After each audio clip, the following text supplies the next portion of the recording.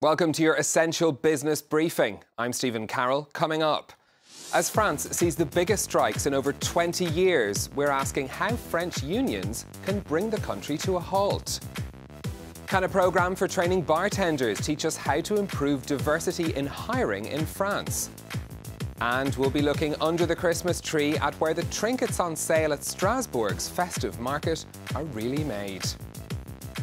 First up, though, France has seen the biggest strike since 1995 as workers protest against changes to the country's pension system. The walkout began on December 5th with an almost total shutdown of public transport.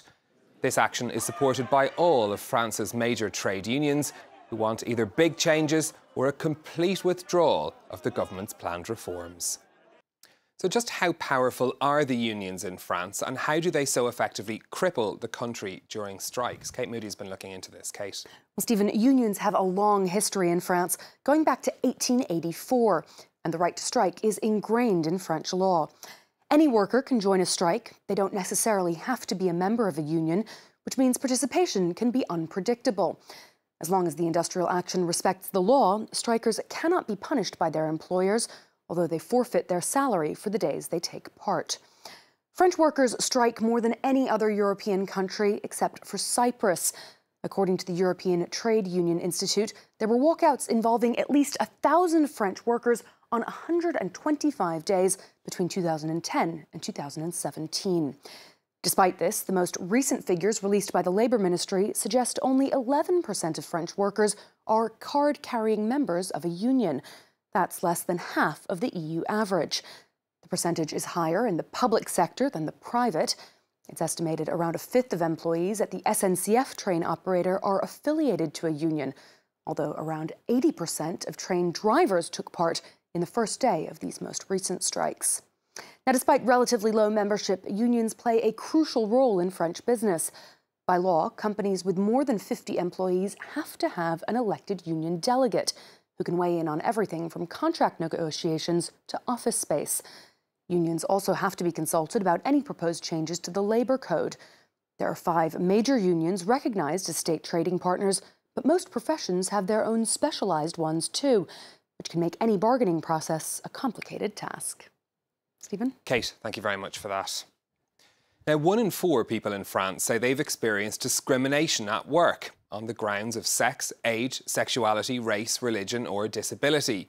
A 2018 study by the government's human rights watchdog found that figure rose to 54% for women of colour. Almost half of the complaints received by the authority involved discrimination while applying for jobs. To combat this, the government has backed initiatives including an annual award ceremony for companies who promote diversity in their hiring practices. One of the employers recognised by those awards was the drinks company Bacardi for its Shake Your Future programme, which trains people from disadvantaged backgrounds to become bartenders. Well, I'm joined in studio now by Adrien Rosier, who leads this programme. Thank you very much for joining us. Thank you for having me in studio. Explain to us, how does this programme work? Well, Shake Your Future, it's a programme created by Bacardi, and that's actually an unbelievable programme with the objective to help people in life. So we are trying to bring an opportunity for young unemployed adults with a complicated background, and we support them from A to Z by giving them the first experience and the skills that they need to find a job. So how, in practice, what does that mean? Do you go out looking for people? Do you advertise for applicants? Yeah, we are in touch with the people who are unemployed at the moment with the support of Pôle emploi. We select them, and our focus is to have people who just don't have a job, but they have a motivation and a passion for bartending. And then we support them until the end of the program, and even after, with skills that they are learning at school, practice to be able to make the... Yeah, and after the program, we are following up with them to make sure that they still have the network and the community of bartenders to help them find a job. How many years has the program been running? We started the program only last year in Paris. We are grateful that we can roll out the program already this year in 3 cities, but our main objective is to roll out the program over the next 3 years in 12 cities across the world and to train over 1,000 bartenders. And this is responding to a demand from the industry as well to have more people with these skills available for work. The first motivation for the Shake Your Future program is to really have like a positive impact, because Bacardi believe that this is just the right thing to do. And on the other hand as well, we just see that by training the next generation of bartender, it will help as well the business to become better and stronger. Does the hospitality industry have a diversity problem? I think the diversity can be improved in every industry. What we see from the Shake Your Future program is that from 1 year to this year, in only 1 year, we managed to double the number of graduates that we have. We want to extend this number of graduates, and we want to help as many people as we can, no matter what is the background that they have. And what's the breakdown of, for example, men and women in the program? In the industry, lots of people think that there's more men working as a bartender than women. Actually, this is not true. Over the world, there's more women working as a bartender. But having more responsibilities as bar manager or bar owner, there's more male than women. And in Shake Your Future, we have so far a 50-50 balance. And this is where also we want to go to push the diversity where we can. Can you tell me about some of the people who've taken part and where they came from and where they've gone? Well, they're coming from everywhere, mainly from the suburbs. Bacardi Martini France, who launched the pilot program last year, saw this high rates of unemployment right in front of the door in Saint-Ouen, in the north of Paris. And the idea was to have a direct impact on the local community to help people with this disadvantaged background right around there. So we are welcoming everybody that have the motivation to learn and to change their future. And would these be young people that would be taking part, or people maybe who've been in education or might have just completed high school, or give me an idea of the profile? So once again, here we have lots of diversity in terms of program. We have people who are changing their career, some people that don't have a diploma. We have some people who are not, doesn't have the French nationality. We have people from Serbia, from Ghana, from Togo. And this is what makes the program unique, is really the people who are doing it.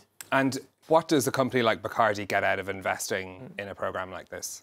So Bacardi is a family-owned company, and since the beginning, the family value that we are bringing in, it just drives us to create programs like Shake Your Future. We just believe that this is a good thing to do, and we are also training the next generation of bartenders. So it just makes sense that Shake Your Future come naturally in life. Do you think that being involved in the awards list by this French government-backed program, the top 10 of diverse recruiters, do you think that'll help encourage more companies to set up programs like this? We do hope that it's gonna help. Bacardi playing his part by helping these people. We personally want to help more people if they need and if they have this opportunity. But if we can inspire other companies, that we will be glad to. Okay, Adrien Rosier from Bacardi, thank you very much for speaking to us. Now, the French city of Strasbourg calls itself the capital of Christmas, thanks to its market that dates back hundreds of years. In recent times, French authorities have been paying closer attention to where products sold in these markets actually come from. So does Strasbourg pass the test for locally sourced festive cheer? Anka Ula reports.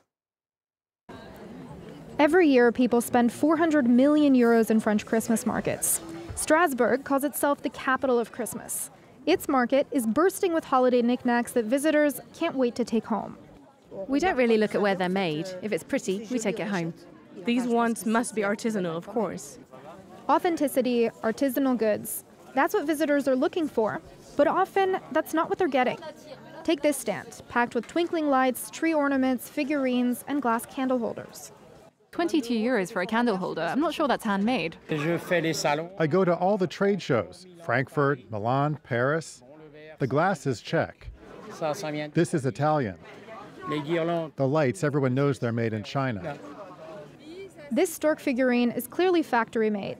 But just a few stands over, there's a version that's handmade from start to finish by this artisan from Alsace. This is my signature and Alsace.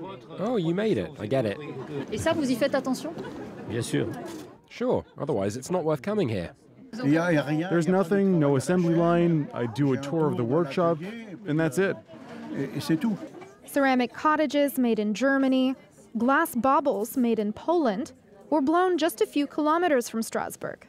This diversity is one of the city's goals when choosing more than 300 vendors for the market. The origin of the products doesn't matter to us. What matters is that they put people in the Christmas spirit. We have a list of 120 items, I think, that we consider Christmas items. Visitors who are concerned about where a product was made can just ask the vendor. Under French law, only items made by an accredited craft worker can carry the artisanal label.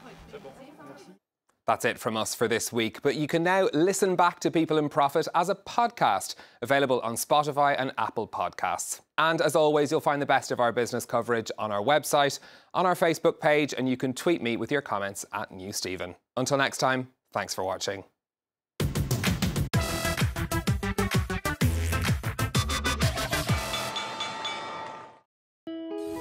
Sur France 24, la nuit, on est très fiers d'accompagner les Amériques dans leurs soirées, de voir l'Asie se réveiller, et on est là jusqu'à ce que Paris s'éveille. France 24 es más que solo noticias. Es libertad, igualdad y actualidad.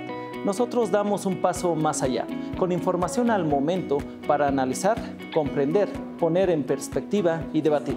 In Live from Paris, our correspondents around the world keep you up to date. من الطبيعي أن يكون شعارها الحرية وخاصة حرية التعبير في بلد حرية التعبير.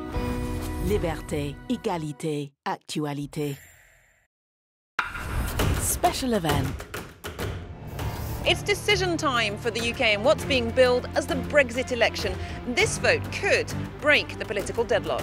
Will Prime Minister Boris Johnson be able to win a majority, or can Labour leader Jeremy Corbyn put an end to Conservative rule?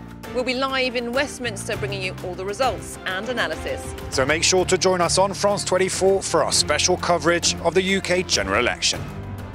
Watch events unfold on France 24 and France24.com.